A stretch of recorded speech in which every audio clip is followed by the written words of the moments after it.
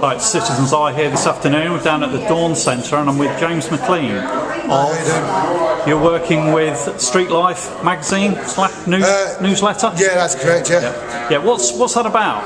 Well, Streetlife magazine didn't even exist 2 days ago. Yep. And basically I went to the speak out. It was about rough sleepers, but it wasn't just about rough sleepers, it was the broader issue about the new homelessness strategy and proposals. And basically we all decided, you were actually at that meeting yourself, and we all sort of decided that it's good to talk, but talking's not going to change anything, so we basically decided to do something about it. So Streetlife came about. We actually left that meeting and we basically decided that we were going to have a newsletter out by today, just to basically say what actually happened on the speak out on Wednesday.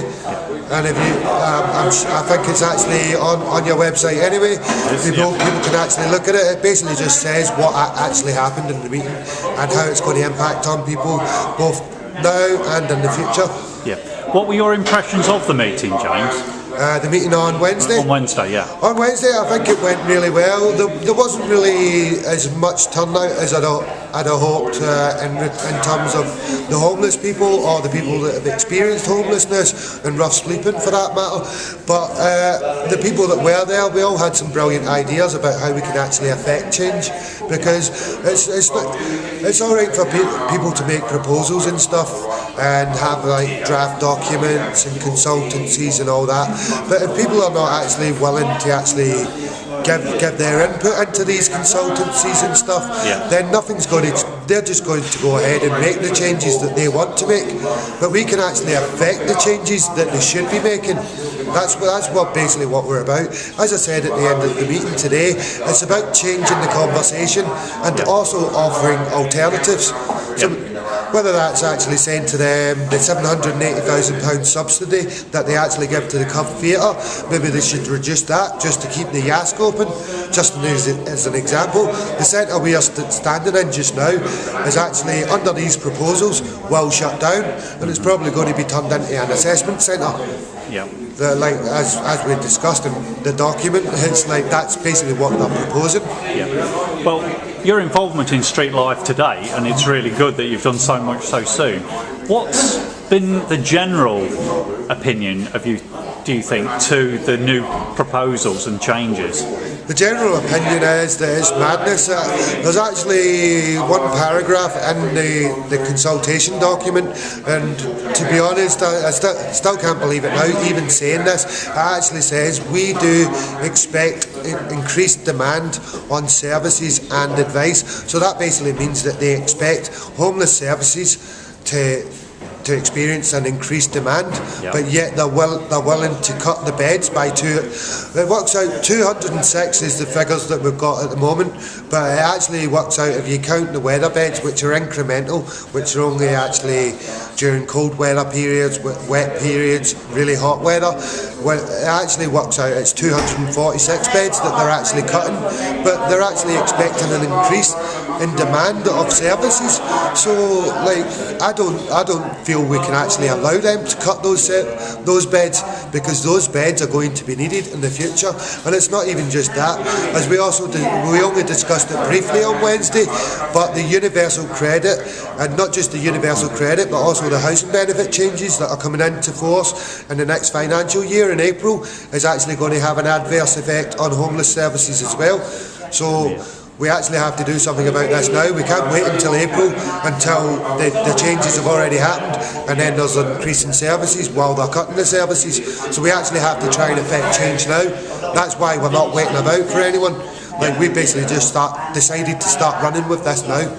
Yeah, and congratulations, you've done so much since Wednesday. Some quite exciting things coming up, like the video consultation. Can you tell us a bit about that? Right, well, what we've actually decided, I've actually filled out the consultation, the paper document that they gave us, but like what we've actually decided, I think it was yourself that actually suggested this on Wednesday, that maybe we should actually hold a video consultation, but what the meeting we've just had today, we've actually sort of developed that idea a little bit, and what we're basically decided to do now is actually put a human element into the consultation, because it's not like if you think about it, if you're an elected official or if you're an official and you're looking at a piece of paper, you're not seeing a human being. It doesn't even ask for names or anything on that document. It doesn't. It just asks like generic questions like, are you male? What age are you? Are you heterosexual? And like, I don't understand what age you are, what sex you are, or what orientation you are has to do with being homeless.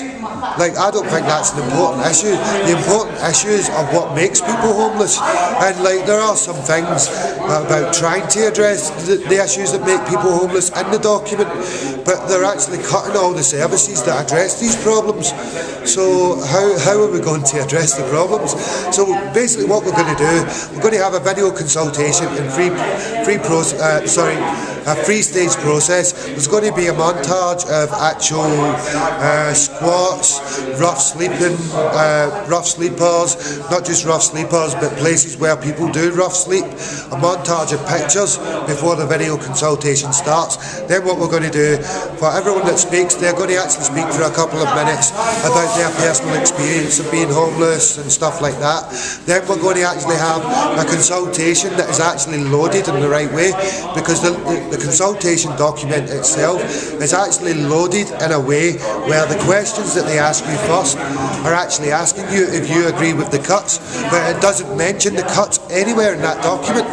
It basically says we're going to offer 65 beds for young people, we're going to offer 40 beds for ex-offenders, we're going to offer, can't remember the exact figures now because my head's wrecked, but like it breaks down the cuts that they're doing, but it doesn't say that anywhere in the document about cuts. It doesn't mention cuts at all. So we're actually going to emphasise this, like these beds are going to be needed. It actually says it in the document itself, increased demand on services. So we actually we're going to load the second part is basically going to load the questions in the way they should be loaded. First thing you need to know is people's experiences of being homeless.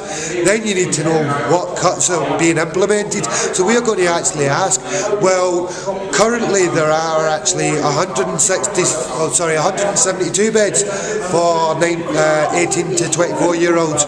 We want to cut that to 65. Do you agree with that? And I know what the answer is going to be. And then what we're going to do, as I said, there is three parts to it. What we're going to do, the third part is actually going to be answering the questions succinctly, very, very, very brief but very cut answers. Do you agree with this? No. Simple. And their way. James, good luck with Streetlife. Thank you very much. Good luck with what you're doing. Thank you very much. And good luck with the video consultations. And hope it's a success. Thank you for giving us this opportunity as well.